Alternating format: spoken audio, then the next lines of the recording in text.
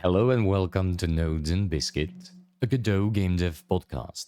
This is the third episode already, not the first, not the second, the third episode already. Just wild. Anyways, I'm Christoph Klestel, your host, and the guest today is Raffa, also known as Picster online. He's a veteran game developer with loads of experience and just incredible skill. In the episode, we take a look at how he got into the game dev industry, when he got to using Godot, but we also take a peek at his projects, past, present, and future. So, an incredible amount of good stuff. Let's just slide right into it.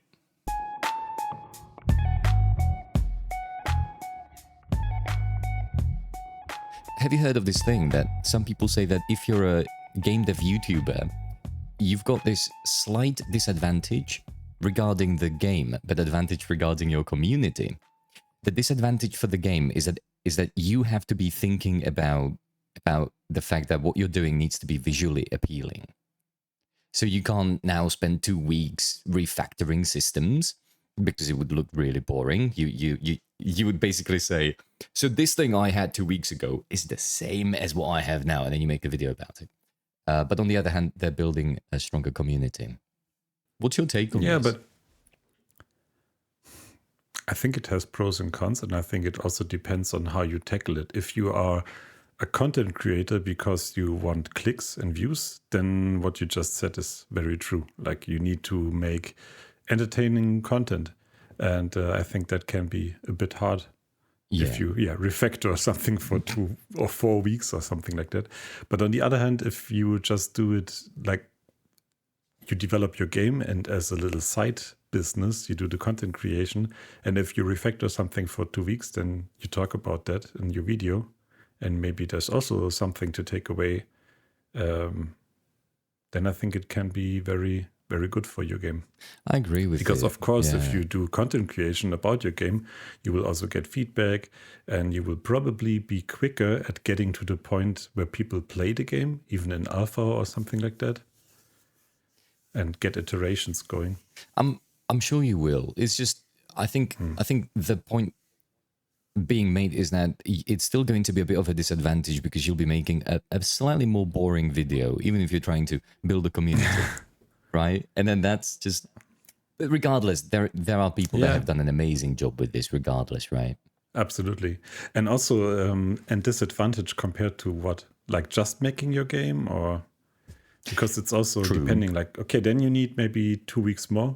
But if time is not important, then it's not really a disadvantage. It's just that you're a bit slower compared to someone not making content. Yeah, but you do get the advantage of just more people knowing about you. Yeah, and also like first exposure and maybe also feedback. And that is very valuable. So extremely valuable. It's the hardest thing with games, to get it in front of people.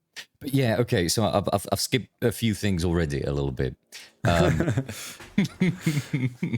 Most natural way of starting an interview ever. So Raffa, also known as Picster, just a quick introduction. Who are you? What do you do? We all know that you use Godot. This is a Godot game dev podcast, so we call that. I'm Raffa. My full name is Raffa Lepica, but so many people misspell it, so Raffa is much easier for everyone. I wouldn't know where to begin spelling your name. So, yeah. Raffa is perfect. And I'm 39 years old. Almost 40. Feels very weird. But that's another topic. Are you planning something big for your birthday? Yeah, I'm thinking about planning a LAN party, like a local area network party, with pizza and Red Bull and God, when I was 16 or something like that. Oh wow! The craziest thing happened last week. I went to a pub where there was a game competition. Have you ever played Towerfall? Is it a computer game? It is a computer game, yeah. No, I never Towerfall, played it. Definitely check it out, because of all the games I have ever played, it is the funnest game to play against other people. It's local multiplayer only, but just if you ever find yourself in a situation where you want to play a competitive game against other people, it's pixel art, super cute, but the amount of skill that you can pick up and play it with is immense. But I went off the rails there. Right. So yes. I wrote it down. I will check it Awesome. out. Awesome. Really cool. Yeah. I have a kid. I live in Augsburg, Germany. With my family. Very lovely part of Germany. And in my free time, I also develop games, but it's also my job. So I don't have a lot of other hobbies left. Or free time. But yeah, in my free time when I'm not working on games, then I also like to do a bit of mixology, like cocktail stuff. Whoa. Go and watch some hockey with friends, which is something I picked up not too long ago, maybe 2 years or something like that. But I have to say it's very good to get grounded sometime, to have a very normal thing to do and not always computer games and gaming and stuff like that. Every time I feel like there's something that inspires me, and this is one of those things. I think I should do that more often as well, you know? Yeah. In the past, I was never like a sports person that watched sport games or even go to the stadium. That was something completely absurd for me. Why? Just people yelling.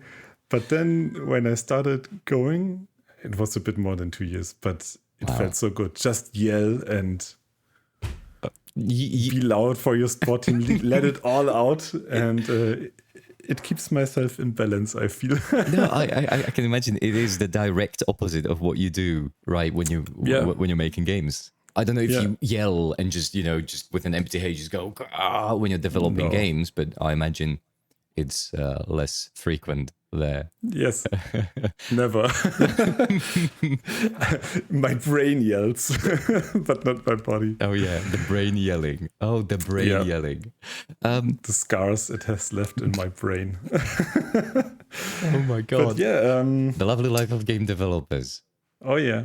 The pain we all share and the love. The love, yeah.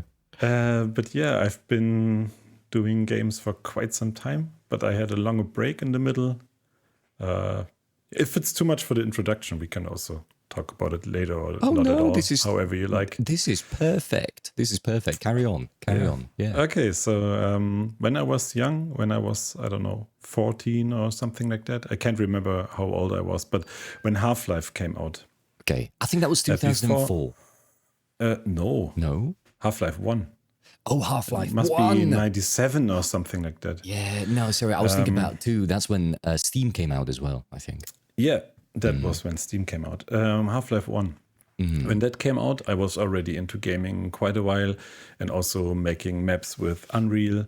But then I really picked up game development when my mother downloaded the SDK in the university, because internet back then was super slow and it was like 600 something megabyte. Wait, your mum downloaded the SDK? Yeah, my mom downloaded the SDK in the university because they had much faster internet. Wait, was she also a user of the SDK, or was she downloading it just for you? Just for me. Oh, okay. I asked her, I read it in some magazine. I gotcha. Sorry, and, I misunderstood. I thought she was downloading it for herself, and then you were like, "Oh, what you doing?" That would make the story 1 million times more awesome. But all right. She worked in the university, so yeah. And she downloaded it, burned it on CD, and then I started getting into coding, if you can say that, really just manipulating stuff that was already there, compiling stuff and trying to understand C++. I think it was C++. As a teenager without tutorials on YouTube was quite something. That's hardcore. But, I can't imagine. Yeah, I can't even imagine. I didn't even start to understand it, but I played around with it. I got into mod development and mostly 3D modeling. That was how I really started out. Interesting. And, Interesting. So you start with 3D modeling. Did you have any, 2D art background by then? Yeah, I was drawing a lot, sketching, painting. Right. Gotcha. Like traditional art.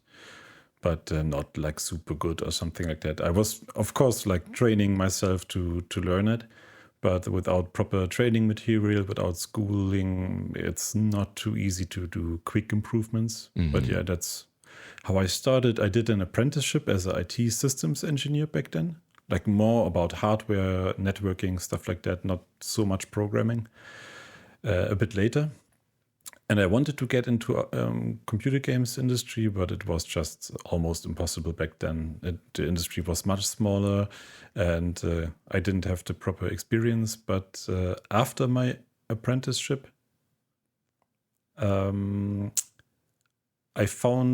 looked up jobs, and I found one in Mannheim in Germany in massive development. That was the company that made Aquanox, and I was a big fan of Aquanox. Back then it was really like the graphical benchmark for 3D graphics, and I got accepted and worked there. Started there as a 2D and 3D graphic artist.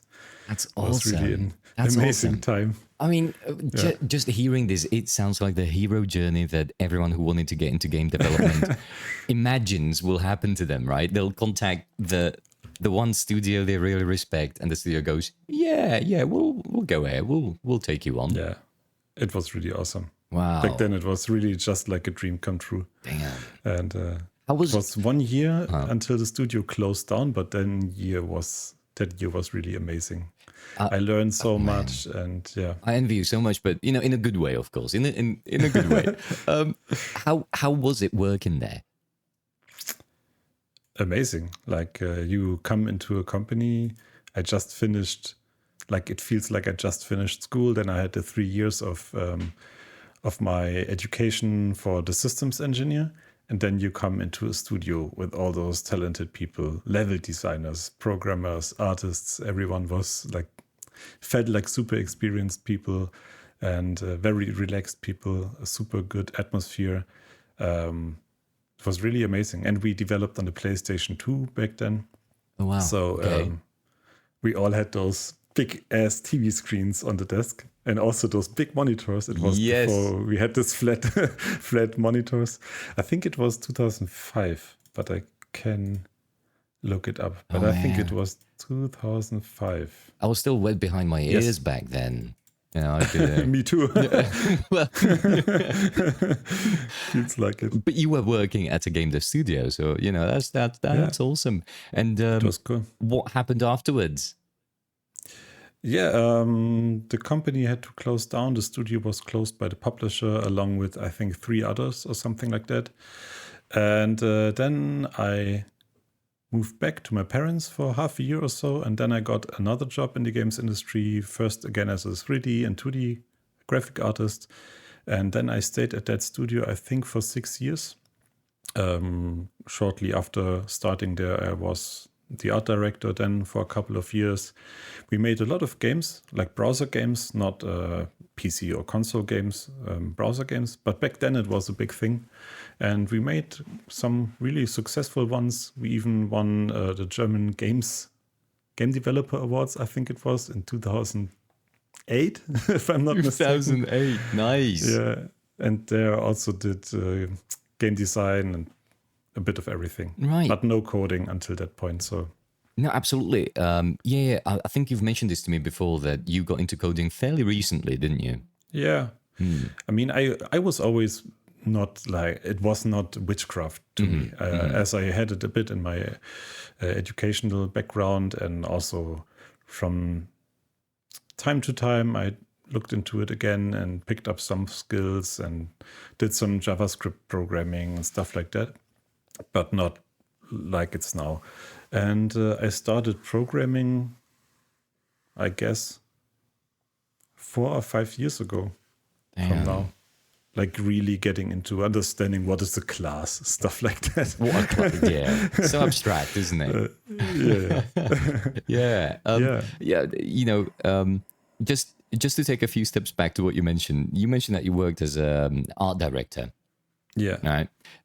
I think that's the sort of a job where no one can truly imagine what things you've got to be doing when you're an art director, because it feels like a very broad term.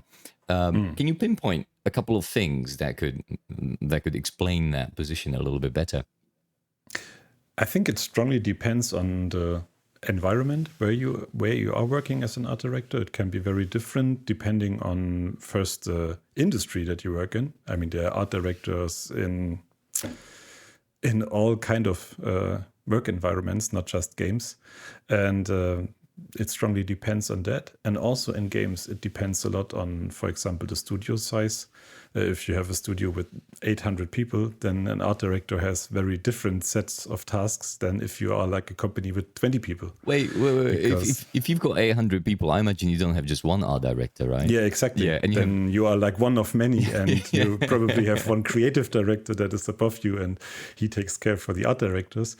And if you are in a small studio, you probably are like the top of the food chain when it comes to creative tasks as an art director. And what you usually do is, again, it depends on the size of the studio, but for most art directors that I know, you also make art. You don't just direct, you also create artworks or assets yourself. Okay. But you usually lead a team, and that team consists of different artists. And what your job is to make sure that the art direction is consistent and goes into the vision of the, let's say, product. That's true for, I would say, almost every industry. Because if you have like 10 artists and everybody just does whatever they like, then you will have a patchwork of different styles, colors. You'll have 10 different games, right? In one. And visually. Your job is to make sure that everything is consistent, everything is going in the direction of the vision that you have for the product, or that whoever is responsible has for the product. It's not necessarily your decision as an art director, but you direct this team and this direction of the art. See where this is going, and what were some of the processes that you would employ to ensure that the direction was consistent? Of course, giving feedback, iterating on stuff, looking at output, creating concepts together, making sketches, for example, for new stuff, and then work on those sketches together and make sure that iterations are going in the right direction. Yeah. Mostly that. Gotcha. That is, specifically to me, that is super interesting. You know, having a job like that and having to work with people, I find, is always the most difficult, but often rewarding task, right? Yeah. It also depends on the people, but artists are always a special species. And I don't just mean like visual artists. You have the same with sound designers and also coders. Oh, absolutely. You can say that's an art form. So every kind of art form, not just visual art, but artists are sometimes, they have their own idea of things and how they should look, how they should feel. And some are easier to handle, like I would include myself, not saying I'm easy, but sometimes I have a day where I'm a bit harder to handle, of course, and some days are much more relaxed. Gotcha.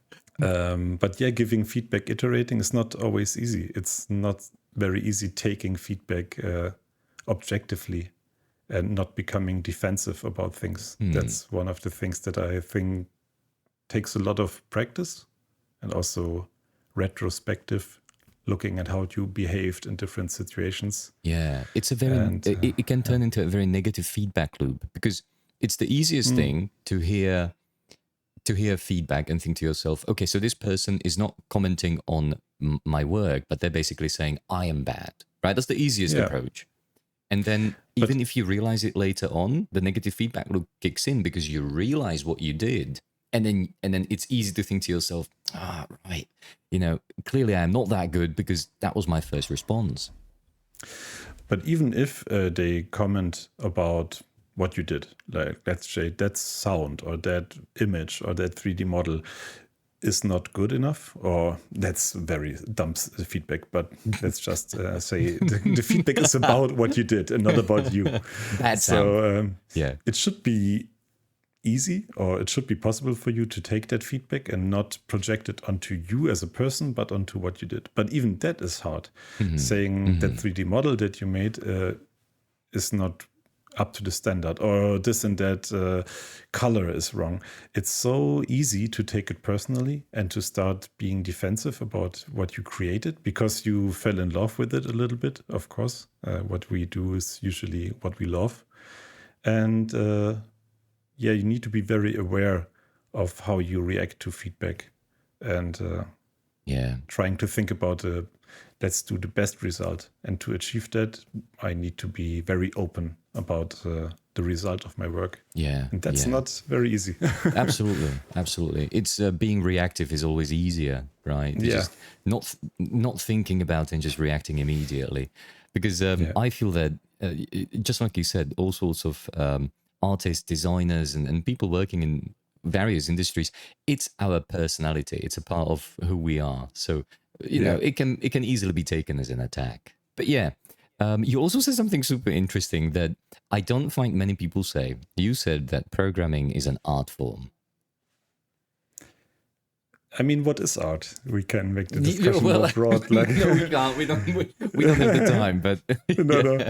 But for me personally, I'd say art is when you express yourself in some way, and then if it touches someone emotionally, if you create an emotional reaction, I'd say that's art. A couple of years back, I would certainly have a different definition. But if you take that, then programming can absolutely be an art form. You can program something that touches people and that evokes an emotional response. Yeah, they don't see the code, but they experience it. Right? Yeah, you see the result. I mean, if you have an artist painting at canvas, you also don't see the canvas anymore in the end. True. And also maybe not the paint. You don't care for the paint. You care for what you look at. Yeah, no, that's a lovely analogy. I actually just realized that a couple of years ago, as I was getting into programming more, I truly saw programming as an art form. Also, just because of the inner mechanics, where you're holding it in your head, right, and you're assembling it. You are thinking of new things to be putting in there, and it feels extremely creative. Something akin to designing a new character. You're really thinking about it, putting things together and whatnot. So I share that. And even like if you, for example, put 10 really experienced programmers in the room, and one creates, like, let's say, one line of code that is very intricate, very smart, or solves a very difficult problem, then the others will surely can respect it and maybe even say, wow, that's art, what you did there. Right. So maybe it's also depending on the people looking at it, like at the consumer of the art form. Some people can appreciate certain art and some others can't. It's just like with like visual artworks. Yeah. If you take 10 people and you show them like a black canvas, which is hanging in a museum, then eventually, maybe 9 of those 10 people will say that's not art. That's just crap. Yeah. But But there will be some who will say it is. But I'd also like to add, because to the people listening, I'd just like to mention that I don't think it's a good idea to be creating incredibly complex one-liners in code. maybe not. We all know, we all know those weird lines of code from shader examples. Oh yeah, where variable names are X, D, C, and R for some reason, and they get multiplied. That's fantastic. I hate it so much. Yeah, the readability is zero. There's nothing useful apart from the result. But then when you need to come back to it, or when you share it with someone else, most difficult thing ever. I like my code like I like my beer. Very simple, straightforward, easy to digest. I couldn't agree more. If you've got beer like that, it's going to be an easy morning. The morning after, which is really cool. And just like with code, you want to be waking up with a smile on your face. So right, okay, where were we? you had this experience of being an art director, and it went on. You also mentioned that you went on a break, a game dev Yeah, break. So by this time, we're basically saying that you're a veteran game dev, right? maybe. Again, definition. Are you a veteran if you started game dev for a year and then you make an indie hit? Are you then a veteran? Oh, absolutely. I would say, yes. yeah. An accidental So, veteran. Yes. yeah, maybe. So I had a couple of years of experience, but I still felt like in hindsight, it felt like I knew nothing. Jon Snow, like that. But yeah, I think that's always true. If you look back, then a lot of times you have the feeling, wow, I was so naive but yeah. Happens all the time, doesn't it? Yeah. Yeah, but I have had shipped a lot of games and the games were quite successful. So yeah, I had some experience and it slowly became a bit boring. The games are browser games, so mechanically or from a game design perspective, they weren't really exciting. It was oftentimes the classical, I'd say, browser game, a bit RPG-like thing. And yeah, I felt like I need to change something. And also I picked up the hobby of miniature painting a bit earlier. And I had a lot of joy and fun doing that. And yeah, then I decided I wanted to do this full time. Nice. And I went on some competitions for miniature painting, won a couple of awards. That was before I started doing it full time. And then I noticed, okay, I think I can do this pretty well. And I also felt like as an artist, I learned a whole world of new things. I had a good friend back then. I met him through the miniature painting thing, and I went on his painting classes. He was already kind of a veteran. His name is Roman Lappert, and we're still friends. And he really taught me a lot of different things. A lot about composition, for example, about color theory, things that I kind of knew, but until this point, I never had like a professional art education. So I did a lot of things like from my gut feelings.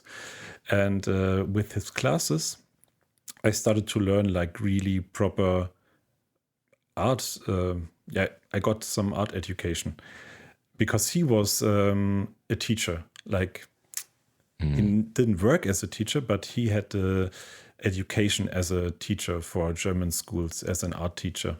Wow. So we had this education. And then we got really good friends, almost like brothers for a lot of time. We did the painting classes together at some point, also did advanced painting classes, sculpting classes, airbrush classes, all kind of traditional media, you could say. All right. And there I picked up so much more skills than I had before, just about composition, art composition, shapes, sculpting, a lot of those things. So was it the case that until then you had picked up a lot of experience, but no official theory to back it up? And then, yeah, and also if you have experience, it's worth a lot, but it can't make up for everything. You need to have some, from my point of view now, you need to have some education on the basics, color theory, also composition are two of the most important things from my point of view to make something look good. And it's not too hard, but if you miss out on having those foundations really solid, then I think you miss out a lot.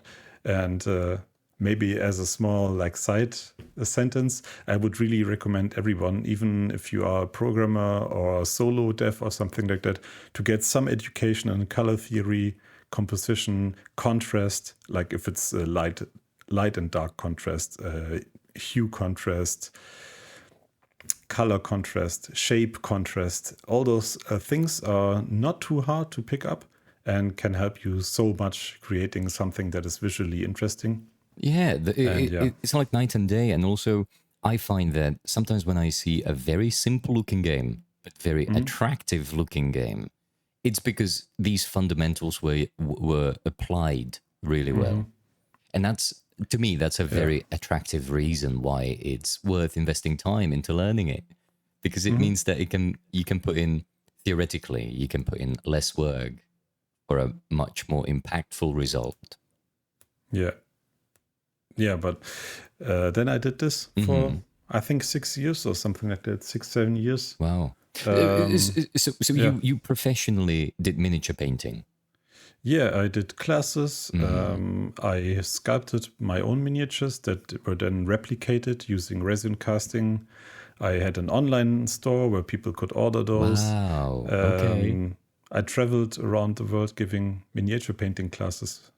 So that was really an exciting time. It's impressive. Wow. Yeah, All it was a right. lot of fun. Wow. Okay. But yeah, I think I stopped when more and more social media popped up. Like it was still before Facebook when I started. And then Facebook came up. That already changed a couple of behaviors, let's say, in the community. And then with the coming of Instagram, yeah, my feeling of it was that it was going a bit downhill from there, because it wasn't like consuming art and social media is something that happens very quickly. And painting miniatures is an art form that takes a lot of time. So if you have a good art piece, it can take several hundred hours to paint it. Like if you have a big competition piece, it can easily take 500 hours or more. And then you put it on social media, it gets a couple of likes, and the next day nobody cares for it. And I felt like that's a clash. Yeah, they clash so hard, because you can put in, like you said, hundreds of hours, and then someone looks at it for 5 seconds, right? It just scrolls right past. And before, most of the communication was happening through forums, and you had a thread, and a lot of people commented, and you also gave feedback in a different way. Like people post their artworks in a forum, and then people gave feedback, and that really stopped on social media. On Instagram, nobody writes like a big ass message. That color over there does maybe clash a bit with the orange on the left side and stuff like that. I miss the forum days. Forums were sometimes. Really cool. I mean, they were really cool. I tried to put up some defense for social media, but I couldn't come up with something. So. Well, it's fast, right? Social media is fast. But yeah, it's like fast food versus going to a restaurant and enjoying a 5-course dinner. I completely agree. Yeah. But yeah. Right, so this was your break. This was your game dev break. Yeah, that was my game dev break. And then after that, I had 2 years of working in digital signage, doing content production, video content production. I was like the lead of a team, of a department doing video content production for companies like Aldi, IKEA. Nice. Yeah. Okay. Where they have displays in the store, like retail store displays. And we were producing the content for that. Oh. That was also a very interesting experience, because I learned a lot about video editing and stuff like that. And also about creating volume of work, and not just like an individual artwork that takes hundreds of hours, but we had a big volume of videos that we had to produce each week. It was in the hundreds, and we were a small team, and to coordinate everything, that was also interesting, and I learned a lot. But I also quickly learned, so I quit that job after 2 years, and I learned for myself that this world is not for me. I'm a very laid-back person. I like to talk how my mouth just talks. I don't want to put on a suit and be super serious. That's just not my thing. I've been there as well. It's good to realize that, though, right? Absolutely. Yeah, and after that, I was back in game dev most of the time. But how did you get back into game dev?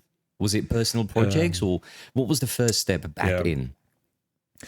I picked it up as a hobby again. Okay. And also in that company, we did like 2 or 3 small games for interactive displays where I wrote them in JavaScript using Phaser.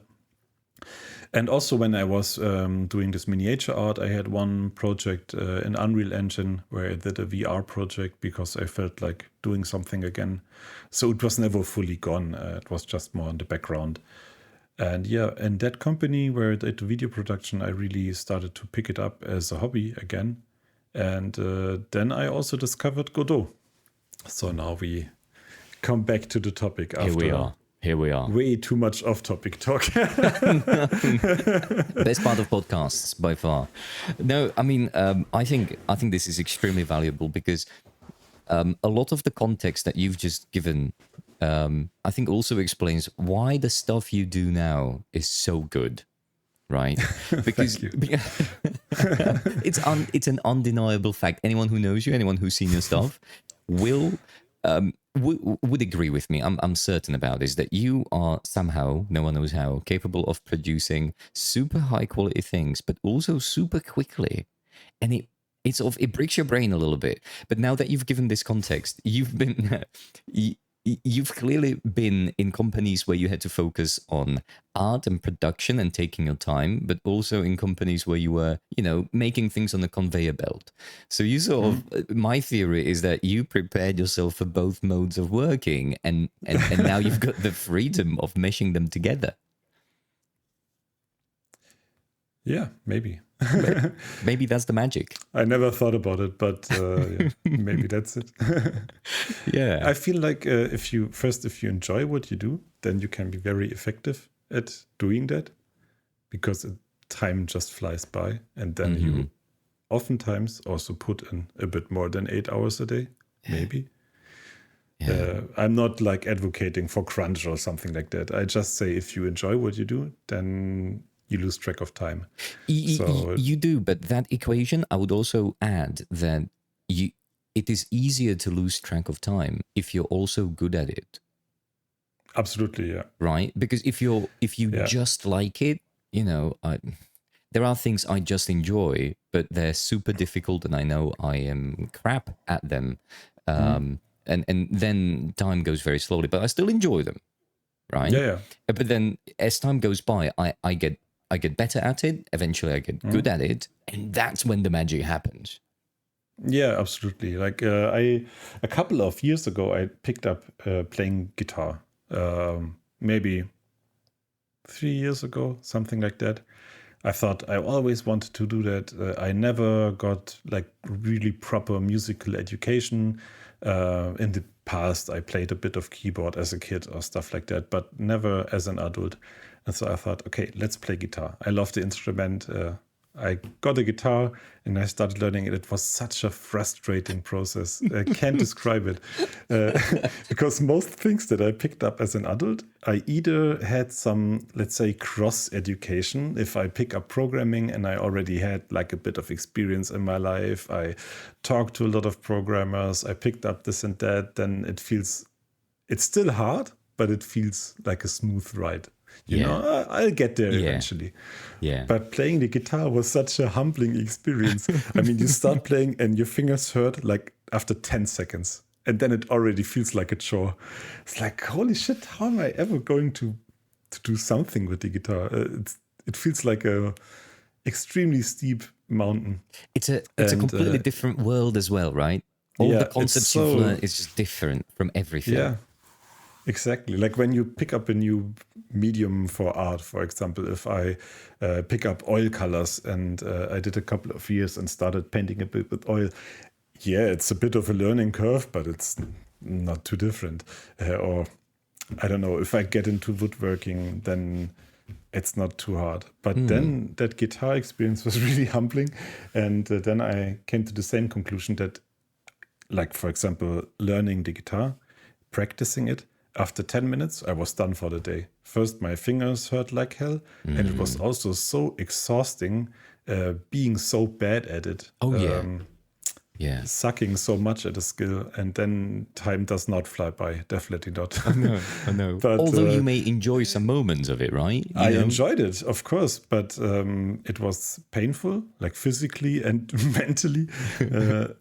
But yeah, I still enjoyed it. Of course, when you start like learning a song and then at some point you notice, I just played like 30 seconds and there was no mistake. It sounded like that song is supposed to sound, Damn. even if it's a simple thing. I can't even imagine the feeling. It must have been really, really amazing Be like, Almost as good as hitting a golf ball.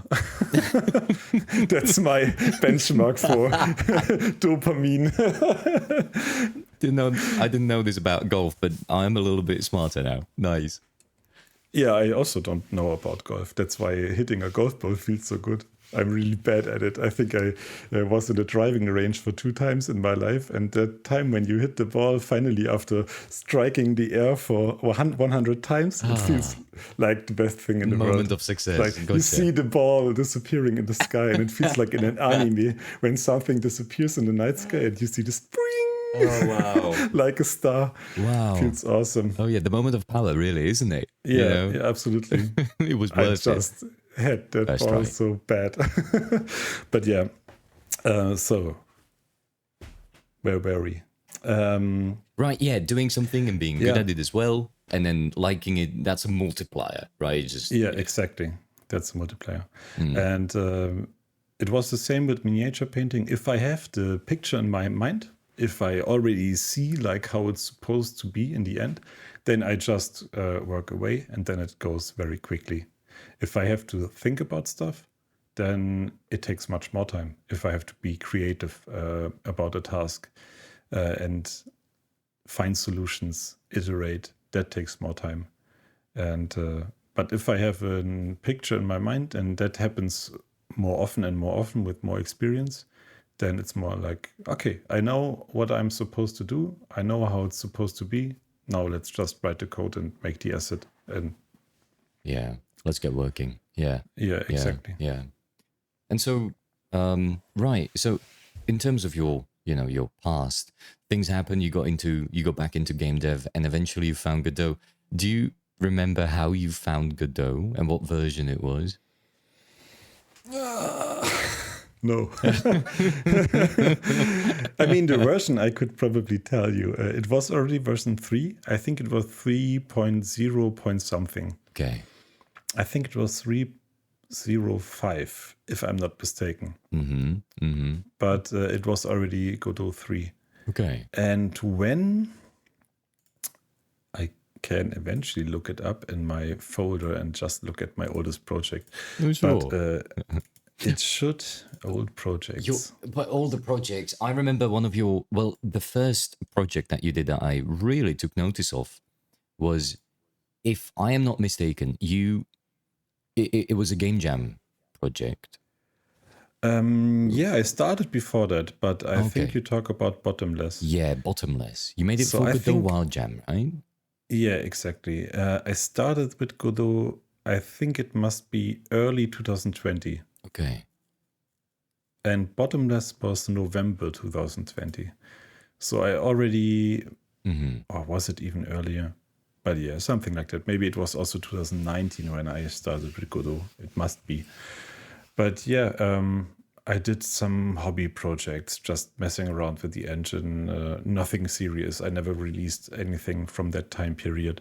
But I had the idea for some kind of top-down game where you have spells and you combine them and make new spells, something like that. But I was way too inexperienced to tackle a project like this. Always happens at the beginning, doesn't yeah, it? yeah, Always happens. brutal. Oh, yeah. Very humbling. It is incredibly humbling. Incredibly humbling. Yeah. So you had these projects, and then with Bottomless, I remember I really took notice of your work, and then it was Franz Fiore. But with Bottomless, it was Godot Wild Jam that I've co-founded together with a couple of other people. Really? Yeah. I didn't know about that. So back then there was this weird environment around Godot where people were waiting for a game jam, for an official game jam from Godot. But the Godot people that were maintaining it, they didn't have the time. So I thought, oh, all right, I see. And they've even said it out loud. Maybe we can make a game jam. And I was talking to a team that I was working with at that time, and they were like, yeah, let's do it, man. So thank God for them. I wouldn't have done it by myself otherwise, right? But they really pushed it forward. And I remember the conversations after that Godot Wild Jam. People were like, did you see that game? Was that really done for a game jam? Are you sure he didn't cheat? It was wild. The quality you put out already for that game at that time, although it was your first year using the engine, that was incredible. Yeah, I mean, the game itself was also incredibly buggy Oh and well, glitchy. Like the player controller wasn't really good, but yeah, the visuals were a lot of fun. Like also using Ep3, I started using that also in that year, in the beginning of the year, and I found that to be an incredible piece of software. And yeah, yeah. So what game came after Bottomless? Do you remember? I don't want you to, yeah, I go. think no, Yeah, no, okay. I think it was Franz Fury. So I worked on Bottomless for quite a while after the game jam. My plan was to release it as a full game, and I really worked on it for yeah until I started with the Franz Fury game jam, Right. which was not a game jam, but one of those content creator things for content creators, one asset pack things. Yeah. But yeah, until that point, I continued to work on Bottomless, try to make it really, really good as I could. Yeah. But also like way too less experience, not enough experience as a game developer. Not developing a game, but as like a indie dev, really making a finished product or really making a finished game. That's a whole different skill set, and I was not even remotely having that skill set. And it's hard to know that you don't have the skill set until Yeah. you get one full game done by yourself. Yeah. And also maybe not just one game, or you work on a couple of games and also start working together with good people. Then you realize, wow, okay, first, of course, like everybody does, I overscoped completely and probably also chose a not so great genre and stuff like that. Like those basic decisions for a product, let's say it like that. Yeah. If you want to create a product and then that maybe also has some commercial success, that's not a reason why I make games, but of course it's something that everybody has in the back of their mind. It's or pretty a lot of good people, to- not everybody. Not everybody, that's true, but it's pretty good to be Yeah. able to make money with something that you're good at and you enjoy doing. Going back to Franz Fiore, I remember that game jam. I watched it on YouTube. Would you go a little bit into the process of what were the restrictions of the game jam, what the setup was, and how you used it to create what you were doing? Because Yeah. I remember a couple of scenes, and in my head, the back of my head, I was thinking, that's cheating. Ah, No, in a cool way, Okay, as well, in, yeah. that's such a creative way of using. Wow. Okay. Yeah. okay, so the rules were that we all used the same asset pack, and it was a 1-bit sprite sheet, you could say, like a set of sprites, very general set of sprites, a lot of shapes too, like pixel art shapes. And yeah, when I see restrictions, my brain starts to go, how can I break those rules? That's always that's how my brain works. I love it because it helps me to get really creative, but I think it comes back from the time when I was miniature painting. And that's I think the perfect connection that I found for explaining that. Oh wow. Before I was miniature painting, I wasn't like that. But when I started miniature painting, there's one really famous competition. It's called the Golden Demons. It's from Games Workshop, the guys that make Warhammer. And they have, back then, they had it in, most of the European countries had their own version of the Golden Demons at the Games Day, that was the name. And there was the painting competition. Everybody traveled there and took part. And they had a pretty strict set of rules. They had different categories. For example, single miniature Warhammer 40k. Then you're only allowed to take a miniature that is available from the game. You are allowed to sculpt on it, stuff like that.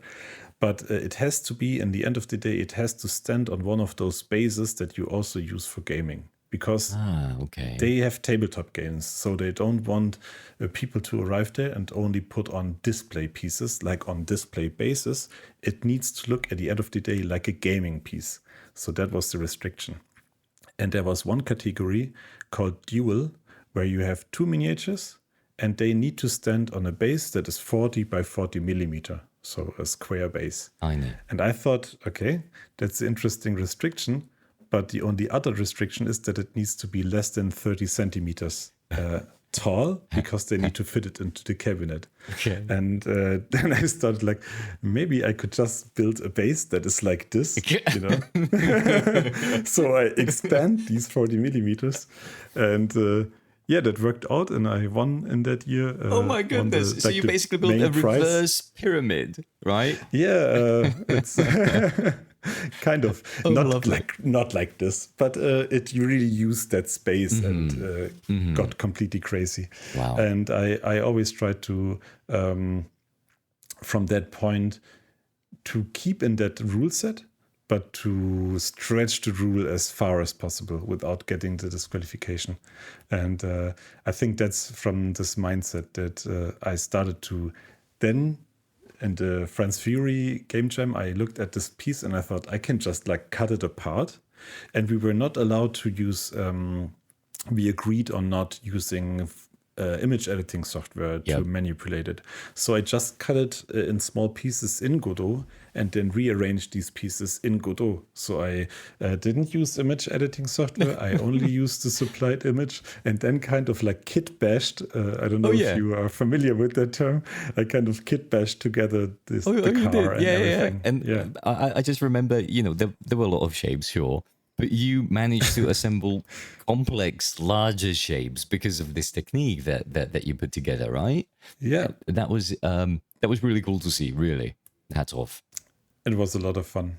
Oh, and again, with the project, I continued after the game jam, and also again learned a ton of things about game development, about making a finished game. Are you going to release France Fury? Can we change the topic, please? No, the plan is to release it at some point. But one day, of course. But I learned another thing, that it's really important to think about what kind of game that you plan to make. And for example, for France, what I find really difficult is designing a good top-down car racing game. Like top-down bird's view, super straight from the top. Because it's so hard having that perspective and having high speeds.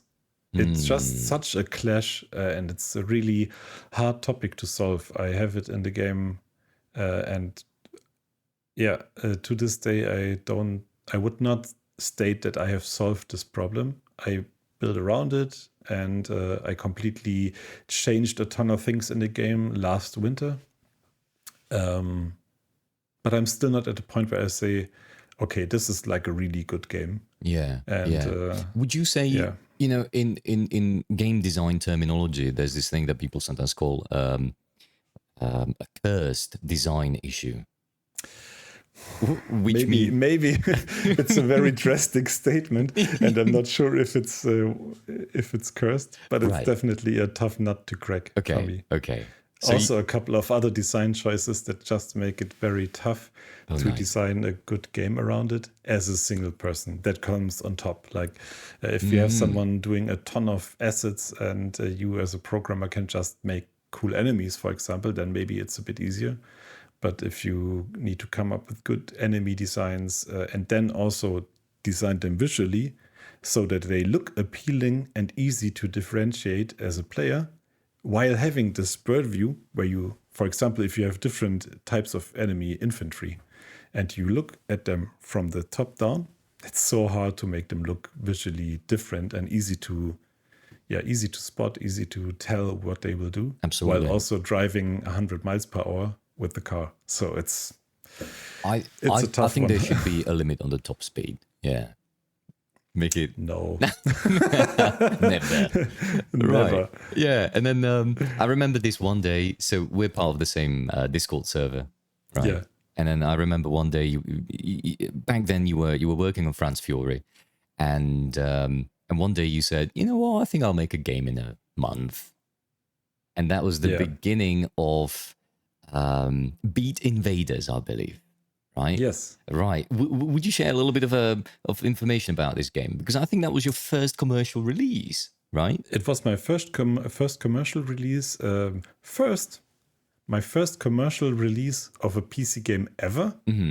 Like from the 15 years or whatever when I started that, because the studio back then in 2005 got closed, so we never released that one.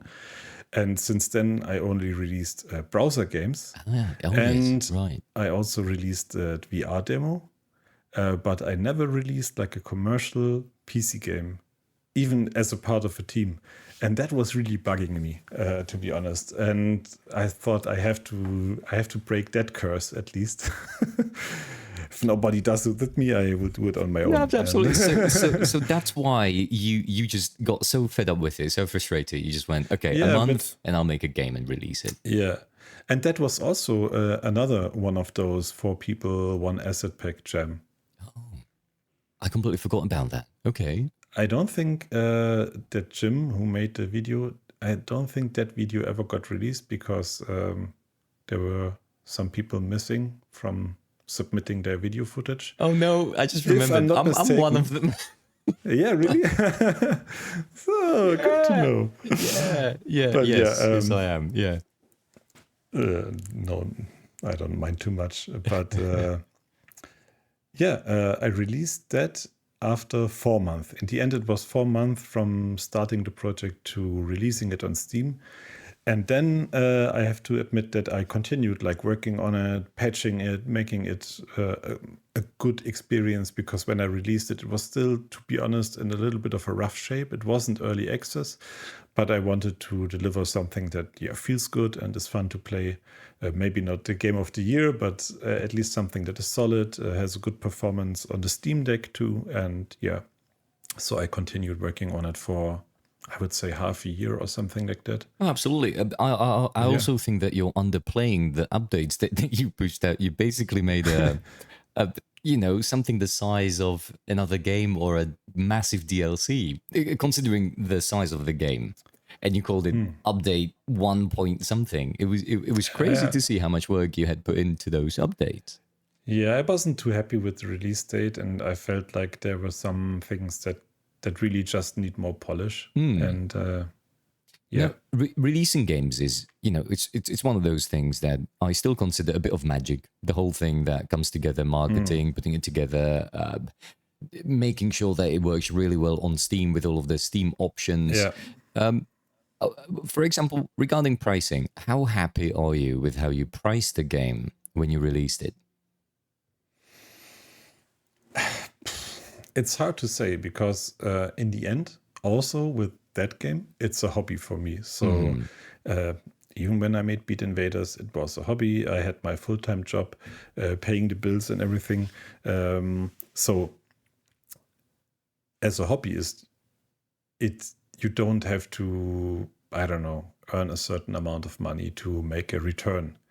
All I put in was a couple of $100 for some sound effects, stuff like that. The music was mostly open source of some kind of form, like Creative Commons. Then I had one contract with a musician, with a music producer that got a rev share. So I had no ties, you could say. Right. And in the beginning, I priced it, I think, at $5, $4.99 or something like that, or $3.99 even. But I quickly realized I think that was too cheap. And not just because I felt like I'm not earning enough, but I felt like people, if they see a certain price, they put a certain value on your game. And I felt like that was not fitting with the game that you get for the amount of money. If you have a game at $1.99, $2.99, that people they expect a certain type of game for that money. And I felt like that was a bit of a mismatch. And then I increased the price a little bit. And I did get no negative feedback from anyone. And also I felt like it didn't hurt the sales. Right. So do you think that because of the lower price, in the case of Beat Invaders, people may have thought that there is either something wrong with it or a lower quality than the game was because of the lower price? Is that the mismatch that you're mentioning? Yeah, I think so. And especially when I had this update that you just described, the 2.0 update, where I really put in a lot of new content. And then I just had a feeling, okay, I think the scope of the game and the quality of the visuals, the quality of the music does just not match with the price tag. It's just weird. People eventually even are looking at the trailer and think like, maybe something is fishy. Like for that price, can't be that game. And Yeah. So, what happened next? Is that the current timeline after Beat Invaders? yeah, I mean, next, now I work at Bits, so my free time is a little bit less, mostly because the work is so much fun that I find it hard to put it down. I oftentimes, when I have like my game developer time in the evening, and my wife and I, we do a lot of stuff together, but sometimes I'm like, I think today is a day where I have to stay in my little room and do my Nice. game dev stuff. She's like, okay, fine. Then she does her thing. And it's hard to put down work. Even then in the evenings when I have my free time, I'm like, I could work a little bit more on like the projects from work. But yeah, I know still, that feeling. Yeah. at the moment, I'm working on a new game, engraving. Some people may already saw it on social media or something like that. And I did it like the first version, the first thing I did also for a game jam, for the Kenny Jam. And somehow I felt it's a fun concept. I think it could be cool to explore that. And then I decided, okay, let's make it into like, again, a small scoped game, not going too crazy. And we all know that every indie dev has to do a horror game at some point. So I thought, okay, that's maybe a good, The time has good come. chance. Yeah, the time has come. And yeah, I'm working on that at the moment. Again, no time for Friends Fury. Occasionally I open the project, then I feel bad, then I close it again. And But this yeah. engraving, I wanted to ask you. So, now because this is the most recent project and you've been improving your skills all Yeah. the time, right? What are the biggest differences when you look back onto one of your first solo projects, in terms of how you develop it? So in terms of how I develop it, not code or art asset wise, you mean just like the planning and everything.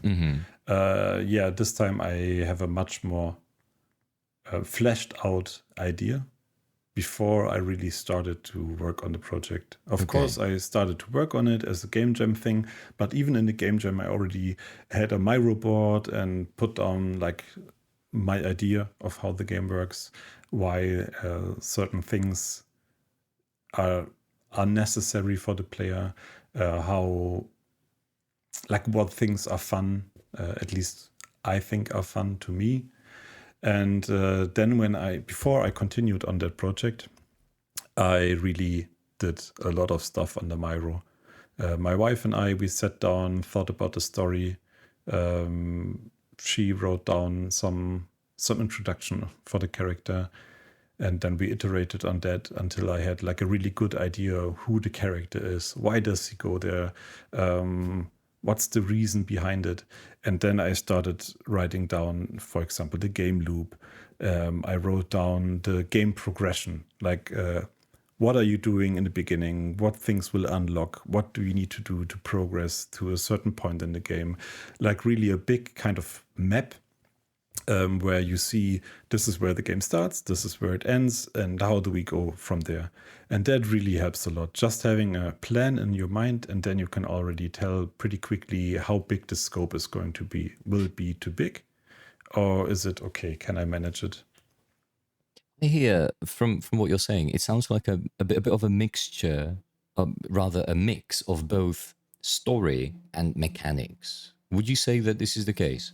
That they're Yeah, both there? Yeah. yeah. In that case, do you think that this is also applicable to games where, well, let's say there's no story?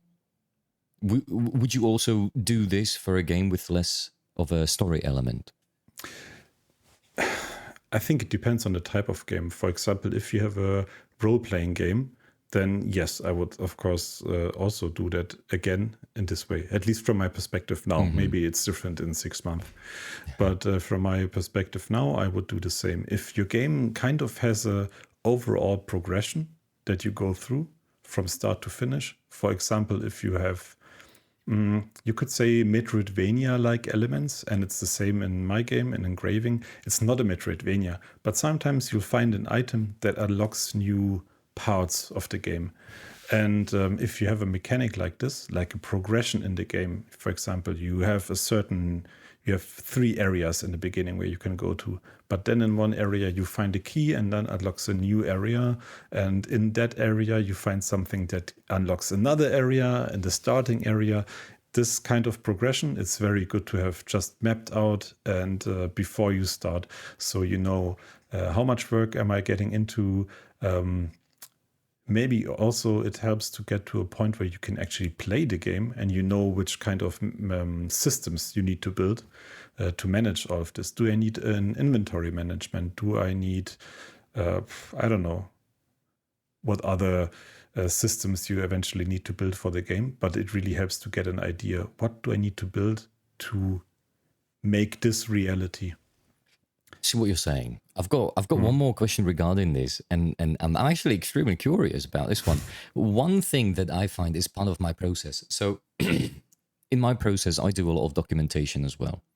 I think that there is immense value in being able to put down thoughts on paper, whether it's a Miro board or an Obsidian project, doesn't matter. Just putting your ideas down so that you get a better overview.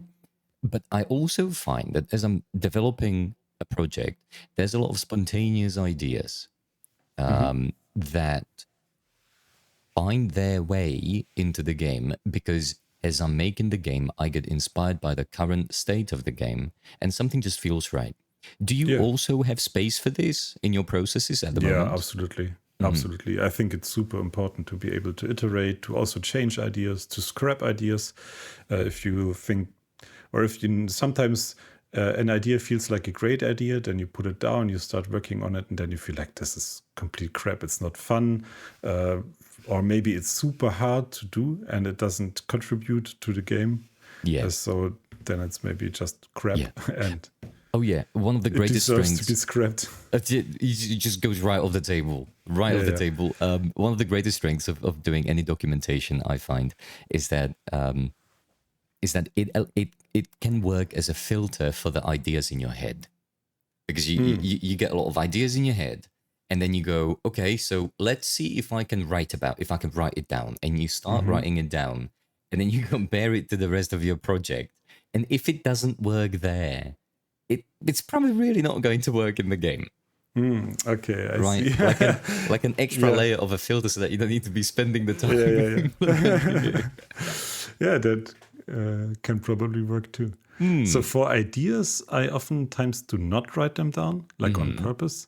I have the mindset that if an idea is good enough, that it will stick in your head. Right. And but of course, that's only my point of view. I had a lot of discussions with different people about that. Some say you can write it down because sometimes you look at it and then you come up with something new. So something else evolves out of it. But yeah, oftentimes I don't write it down. And then if I think about it every time I open the game or every month, like, I had this idea once, maybe that I should do that. And then I don't have the time for it, or I don't feel like it's the right moment. I still don't write it down. I just leave it. And then if I have the same idea again, then it's probably not too bad. And if that happens over and over, then I need to start writing, to flesh it out. But oftentimes you have those ideas like, it would be cool if I add this and that. And then the next day you already forgot it. And maybe then it wasn't just too great. No. Either the reality wasn't ready for it, but I think those are also one of the most dangerous ideas. When you just go, it'd be so cool. And I met this very often when I was streaming actively, and there were people coming into the stream, so like, oh cool, it's a hack and slash game. It'd be so cool if you could drive a truck. it'd be so good in this game. I can see it, right? Yeah, And yeah. it would be cool. It would take a year longer to Yeah. develop, but I mean, I just started reading a book and it's really good. I have to look up the title nice. again. Looking forward to the name. Here it is. The Game Design Toolbox. The Game Design Toolbox. It's Nice. a really good book. I can really recommend it so far. Really cool. And I like in that. the first chapter, he writes about different levels of game design. Like, for example, you're a game design, sorry. You're a game designer level 0. That means you have no clue about games. You just learn that there are also board game that doesn't use dice, like stuff like that. Super no contact with games. And you can ignore feedback by those people. But everyone else is already game design level 1. So you have an opinion about games. It doesn't mean your opinion is good or bad. You just have opinions. And basically everybody that we know is a game designer level 1. And that feedback is fair. Like if your kid tells it would be cool if you do this and that, that's fair feedback. You can consider it. Maybe sometimes there's a little bit of value in there. Sometimes there's not. Yeah. Sometimes it's a really good idea. And then from there, you have those levels of game design where you like level up your skill. If you, for example, start iterating more, stuff like that. But I found that really interesting. And you have a lot of those level really 1 game nice. designers. It would be so cool if you could, I don't know, whatever. Oh, so yeah. man. I'm definitely going Maybe. to give that a read. Definitely. Yeah, it's really And, good. I can recommend it. Yeah, and I think that on that note, we can, this is a good amount of time for a podcast. So for the end of the podcast, and now I think that there is a lot that we can further step into in the podcast number 2. So I'll definitely be inviting you in for another one. So do tell, how can people follow your progress, your stuff? Where would the best place be? I think the best place would be on Twitter right now. Or X, how it's called now. Oh, X. Yes, X. X. And so my X handle, I have to look it up myself, is MV_Raffa. You can probably put it in the video somewhere. Oh, no worries. I'll put it in the description notes as well, so that people can just Awesome. click a link. That'll be the best. And the MV is not most valuable Raffa. Yeah, right. It's from the days when I painted miniatures. And nice. our painting crew was named Massive Voodoo. All right. And Man, there is history everywhere, I see. yeah. Oh, no. All right. And So, yeah. with that, Raffa, thank you very much for taking your time to do this. And Thanks to you. Oh, you're most welcome. You're most welcome. I'm doing this for selfish reasons. I just love talking to developers. So, I value it. There's no better reason to do this. I agree. To be here than to care for your ego. Well, when you say it like that. Oh, no. All right. But yes, once again, thank you very much. And that's it. Thanks to you. Have a great time. You too. Thanks.